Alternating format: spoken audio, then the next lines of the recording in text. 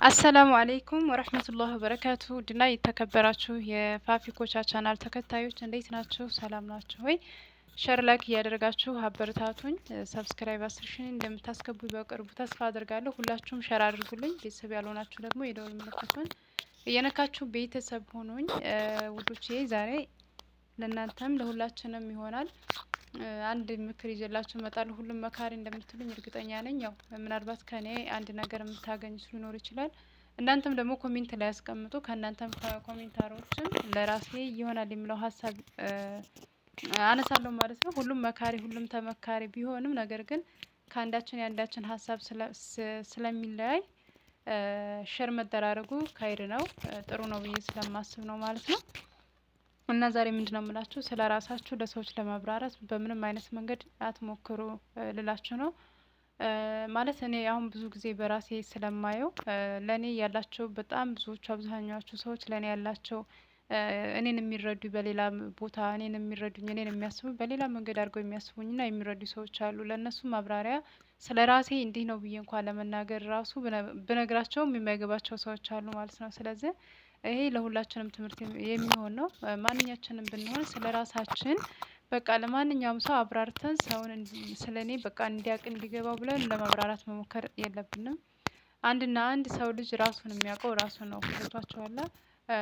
ምናልባትም አንዳንድ ጊዜ ሰው ልጅ በቃ ነግራችሁትም ስለ ማንነታችሁም ስለ ራሳችሁም ገልጻችሁለት የማይረዳችሁና በቃ የማይገባው ሰው አለ። ስለዚህ እኛ ለሰዎች ለማስረዳት ስለ ራሳችን ግዴታችንም አይደለም። ራሳችንን የምናውቀው በማንኛውም ዘርፍ ላይ ራሳችንን ማለት ነው። ሰው የሚያውቀን ሌላንን ራሳችንን የምናውቀው ደግሞ እኛው ራሳችን ትክክለኛ ማንነታችንን የምናውቀው ራሳችንን ማለት ነው። ስለዚህ ለሰዎች ማንነታቸውንም ይሁን በቃ ባሉት ነገሮች ለሰዎች ለማብራራት ለሰዎች እንዲገባቸው በማድረግ ማንነታችሁን ለማሳየት አትሞክሩ ልላችሁ ነው። ሲቀጥል ደግሞ ሌላው ምንድነው? በትዳራችሁ መሀል ላይ ማንንም ሰው አታስገቡ። ይሄ የብዙ ጊዜ ምክሬም የብዙ ጊዜም እንትኔ ነው። ለምሳሌ ስለ ትዳራችሁ የሆነ ችግር ተፈጥሮባችሁ ሊሆን ይችላል። በመሀላችሁ ላይ ትዳራችሁ ወስዳችሁ አማካሪ ያስፈልጓችሁ ጓደኛም ሊሆን ይችላል። በተለያዩ ነገሮች በእርግጥ መልካም ሰዎች አሉ። መልካም ሰዎች አሉ ስላችሁ ደግሞ በዛውም ልክ ደግሞ መጥፎ ሰዎች አሉ። እናንተ ስለ ትዳራችሁ ብታወሯቸው ለእናንተ ግን መልካም ነገር አስተሳሰብ የሌላቸው እናንተን ትንሽ ነገር ከባሎቻችሁ ጋር ወይም ደግሞ ቤተሰብ በተፈጠረው ግጭት ያችን ክፍተት ተጠቅመው የእናንተን ውድቀታቸውን የሚፈልጉ ብዙ ሰዎች ስላሉ ማለት ነው። ስለዚህ ራሳችሁን አሳልፋችሁ በትዳራችሁም ውስጥ ሊሆን ይችላል ራሳችሁን አሳልፋችሁ በመሀላችሁ ለማንም አትናገሩ። በመሀላችሁ ማንንም አታስገቡ ማለት ነው። ያው ትዳር ላይ ሰው ጣልቃ ሲገባ ወይም ደግሞ ያስተካክልልናል ብለን ለዛ ለሰው ስለ ራሳችን ስለ ባሎቻችን ስለ ምናምን ብዙ ነገር እናወራለን። ነገር ግን አንዳንድ መልካም ሰዎች እንደመኖራቸው አንዳንዶቹ ደግሞ በጣም መጥፎ ሰዎች አሉ ማለት ነው። ያንን ተገን አድርገው ያንን መንገድ አድርገው በአማን ቀን ለእናንተ ጉድጓድ የሚከፍቱላችሁን ይችን ሰበብ ሲያገኙ እናንተ ለመበታተን የሚሞክሩ ስላሉ ማለት ነው። እና ሁላችሁም ስለ ራሳችሁ ለማንም ሰው ለማብራራት መሞከር የለባችሁም። እኔ በራሴ በትዳሬ ሳይሆን በራሴ አሁን በምሰራቸው ነገሮች ላይ ብዙ ኔጌቲቭ ማነው ብዙ እንትን የሆኑ ነገሮች ይጻፍልኛል። ገብቷችኋል? ለኔ በቃ እኔ ከሌለሁበት ውጭ የሆኑ ነገሮች ብዙ ጊዜ እናንተም ኮሜንት አትመልሽ ትሉኛላችሁ ማለት ነው። እና ስለ ራሴ አሁን ለዛ ለሰው እኔ በቃ እንዲገባው አድርጌ እኔን በማብራሪያ ስለ ራሴ ላስረዳው ብል ያ ሰው በፈለገበት እኔም መንገድ ስላየኝ የሚመለስም የሚገባውም ሰው አይደለም ማለት ነው። ስለዚህ ስለ ራሴ በምንም አይነት ነገር ብገልጽለትም እኔን ልክ ናት ብሎ የሚቀበለኝ የለም ማለት ነው። ስለዚህ ምንድነው? ራሳችሁን የምታውቁት ራሳችሁ ናችሁ። በቃ ምንም እንዳይመስላችሁ ለሰው እኔ ራሴ የማውቀውን ስለ ራሴ የማውቀውን ያ ሰው ለምን እኔ ያወቅኩትን ስለ ራሴ ለምን አያውቅልኝም? ስለ ራሴ ለምን አይረዳልኝም? እኔ እኮ እንደዚህ ነኝ እሱ እንደሚያስበኝ አይደለሁም እኔ እኮ እንደዚህ ነኝ ብላችሁ ማለት የለባችሁም። ምክንያቱም ሰው ልጅ በፈለገው መንገድ እናንተን መተርጎም እናንተን መረዳት ስለሚችል እናንተ ራሳችሁን ደግሞ የምታውቁት የውስጣችሁን የምታውቁት እናንተ ስለሆናችሁ ማለት ነው። ምንም ቦታ እንዳይሰጣችሁ ስለ ራሳችሁ ለማብራራት አትሞክሩ። የዛሬው ምክሬ ነው። ሲቀጥል በትዳራቸው መሀል እንዳልኳችሁ ለማንም ያው ከሽምግሌዎች ውጭ ማለት ነው በእርግጥ አንዳንዴ ጓደኛም ሽማግሌ ይሆናል። እኔ ጓደኛዬ ጋር በጣም የምወዳቸው ጓደኞች አሉኝ እና በትዳራችን መሀል ላይ የሆነ ነገር እንደዚህ ሲኖር ነግራት ነበረ። እኔም ተቆጥታ እሱንም ተቆጥታ እኔም እንደዛው በቃ እናንተ ለምን ምናምን ብዬ እንደዛ ነበረ። ግን አሁን ላይ ደግሞ እንደዛ የለም። ገብቷችኋል አይደል? አሁን ላይ ያ ነገር የለም። አሁን ብትነግሯቸው እንደውም የእናንተን ትዳር እንትን ብለው ፍርስስ አድርገው እኔ ምን እንደሚያገኙ ራሱ አላውቅም። እና እንደ አይነት ነገር ስላለ በተለይ ደግሞ በተለይ ስደት ላይ ሆናችሁ ከልጆች ከባል ጋር ተለያይታችሁ ማለት ያኔ በቃ ትዳር መስርታችሁ ተለያይታችሁ የምትኖሩ ከራሴም ጭምር የሰው እንትን ለመስማት መሞከር አለብን። በመሀላችን ሰው ላለማስገባት መሞከር አለብን።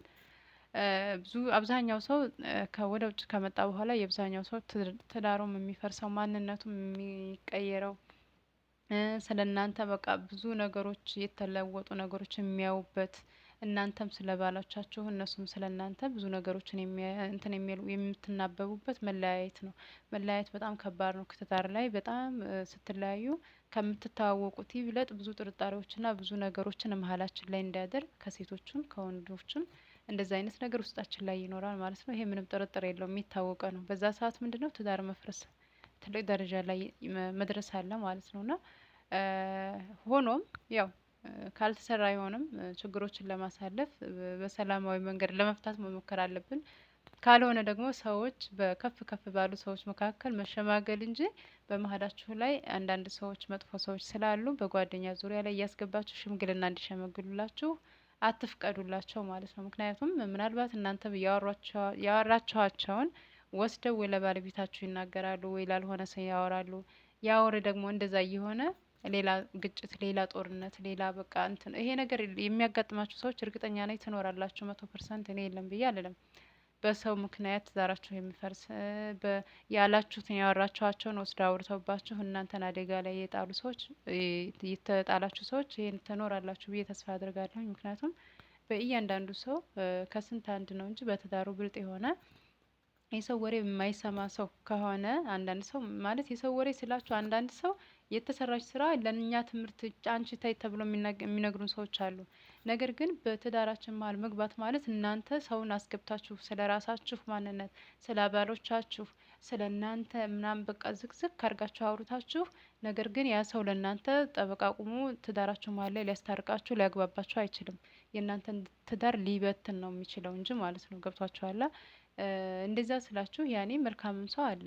እኔ በጓደኛዬና በእኔ መካከል ላይ የነበረው ታሪክ እሷን ተቆጥቼ ያንቺ ነሽ ምናምን ብዬ እሱንም ታው ብዬ ምናምን በቃ የሆነ እንደውም ሲጣሉ ጭንቅ የሚለኝ ነገር ነበረ። በጣም በቃ እጨነቃለሁኝ ይለያዩብኛል ብዬ ማለት ነው። እና በተለይ ለሚዋደድ ሰው ደግሞ በጣም ከባድ ነው ማለት ነው። ለሚዋደዱ ሰዎች እኔ እንጃ በጣም እንትን አለኝ እንዳይለያዩብኝ በቃ በዛ በዚህ ጥፋቱንም ምኑንም አንቺ እንደዚህ ነው እኮ ተይው በቃ እሱንም እንደዛ ሆነ የምገባበት ነበር የሚጨንቀኝ ማለት ነው። እና አንዳንድ ሰው ለጓደኛ መስዋዕትነት ይከፍላል። በመሀላችሁ ስታስገቧቸው ለእናንተ ጥሩ ነገር ይሰራሉ። አንዳንድ ሰው ደግሞ የእናንተን ክፍተት ተጠቅመው ያኔ ብትንትናችሁን ያወጧችኋል ማለት ነው። እና ይሄ በሁላችንም ዙሪያ ላይ ያለ ነው። በተለይ ትዳር ለያዝነው ልጆች በሁላችንም ያለ ነው። በመሀላችን ላይ ማንንም ሰው ላለማስገባት መሞከር አለብን። ሲቀጥል ደግሞ ስለ ራሳችን በቃ የምናብራራባቸውን መንገዶች መቀነስ አለብን ማለት ነው። እና የሆነች ልጅ እኔ ስለ ትዳሯ የሚሆን ስለ ምንም ማውራት አንዳንድ ነገር ልበላችሁ ብዬ ነው እንጂ ቲክቶከር ናት፣ ሙስሊም ነች። እና ስለ ባሌ የሚሆን ስለ ኑሮዬም ማብራራት አልፈልግም። ምክንያቱም እኔ በተናገርኳት በእኔ ትዳር ውስጥ ብዙ ምቀኞች ይገቡብኛል እና ስለ ራሴ እንዲህ ነው ብዬ ማብራራት አልፈልግም ብላ ያለች ልጅ ነበረች። እና እኔ ብዙ ጊዜ አሁን እንደዚህ ማለት በመሀሌ እንደዚህ ስለ ትዳሬ መልካም ነገር ስላወራሁኝ ሸይጧን ይመጣብኛል ስለ ሰዎች ይሄንን ስላልኩኝ እንደዚህ ምናምን ብዬ አስቤው አላቅም። እና እንደዛ ስትል በጣም ተገረምኩኝ። እና እንዴት ነው ብዬ ስለ ራሴ አላብራራላችሁም፣ ስለ ባለቤቴም እንደዚህ ነው አልላችሁም። ምክንያቱም እንደዚህ ባልኩኝ ሰዓት ለእኔ የሚመጣውን ስለማውቀው ምናምን አለ። አንዳንድ ጊዜ ትክክል ነው። እና ያንን ነገር ሰምታችሁም ወደ ራሳችሁ ታመጡታላችሁ። ለምን እሷ ስለ ራሷ በቃ መልካምነት፣ ስለ ባሏም ደግነት፣ ስለ ትዳሯም በቃ ምቾት ስላላት ነገር አሁን አብራርታ ብታወራ ማለት ነው መሻአላ ብሎ እንትን የሚል የለም። ያኔ ስላችሁ እንደ አይነት ሰው አለ ወይም ብሎ በቅናት ራሱ እኮ በሽታ ነው። እውነቴን ነው የምላችሁ። ያኔ ለዛም ለሰው በሽታ ነው፣ ለዚህኛም በለትዳሩ ላይ ደግሞ በቃ ሌላ እንትን ነው የሚያመጣበት። እና ስለ ራሳችን ለማብራራት ባንሞክር አንደኛ ላይ ነኝ፣ አንደኛ ላይ ነኝ። እናንተ እንኳን ሰተር ያላችሁ እንኳን ሶሻል ሚዲያ ላይ የማትወጡ እንትን አትሉም። አንደኛይቱ እኔ ነኝ። ኢንሻአላህ ለማስተካከል መሞከር አለብን። ስለ ቤታችን፣ ስለ ትዳራችን ብዙ ነገሮች ይኖራሉ። እነሱን አብራርተን እንዲህ ነው ብለን ላለማውራት፣ ለጓደኛም ነው ለምንም ላለማውራት ለመቆጠብ መሞከር አለብን እላቸዋለሁ። ይህንን ምክሬን ከወደዳችሁት ደግሞ ቪዲዮ ማንኛውም ቪዲዮ ሼር ሳድርግ እንዲደርሳችሁ የደውል ምልክቱን እየነካችሁ ቤተሰብ ሁኑኝ። ዛሬ ደግሞ ወዶች ድንቡጭ ውጭ ብያለሁኝ እንደምታዩኝ። ሱብሃንአላህ አንዳንዴ ሰውነቴ ቅንስ ይላል፣ አንዳንዴ ደግሞ ሞላላለሁኝ። ያው የአየሩ ጉዳይ ነው መሰለኝ አላቅም። ያው ሳውዲ አረቢያ እኔ አልተስማማኝም። በነገራችን ላይ ዱባይ ነው የተስማማኝ። ጸጉሬ ማለት ነው ጸጉሬ እንደ ነው የሚወጣው ውዶች። ሳበጥረውም እንድ ስመዘው ራሱ ይመዘዛል። ወላሂ ላዚም ነው የምላችሁ። አልተስማማኝም። እኔ ጫው ነው ምናምን አሉኝ። ሻምፖ ይሁን በቃ ምንም አላቅም። አንዳንድ ሰው ይስማማዋል፣ አንዳንድ ሰው ደግሞ እንድ ነው የሚወጣው። እኔ ዱባይ ነበር የተስማማኝ። ብቻ አልሐምዱሊላህ ያው የመጣሁበት ለስራ ስለሆነ ኢንሻአላህ መመለሻን ቀን ቅርብ አድርጎልኝ ወደ ሀገሬ መልሰኝ እላችኋለሁ። ይሄንን ቪዲዮ ሼር አድርጉልኝ፣ ላይክ አድርጉልኝ። ቭሎግ ደግሞ እኔ መስራት አይመቸኝም። እዚህ ቤት ያኔ መስራት እችላለሁኝ፣ ግን እንደዚህ ቭሎግ የሚያሰራ ቤት አይደለም ቤቱ ማለት ነው። ገብቷችኋል? ቭሎግ ስላችሁ ስትሰሩ ለምሳሌ የምትሰሩት ነገር እኔ ፉል ሲሆንልኝ ነው ደስ የሚለኝ ማለት ነው። እንኳን በአረብ ሀገር ሆናችሁ ቀርቶ አይደል ቤታችሁም እኔ በቃ ፉል ስላችሁ ለምሳሌ የምትሰሩት ነገር የምትጨምሩትን ግብአት ፉል ሆኖ የምትሰሯት ነገር ሲኖርላችሁ ነው።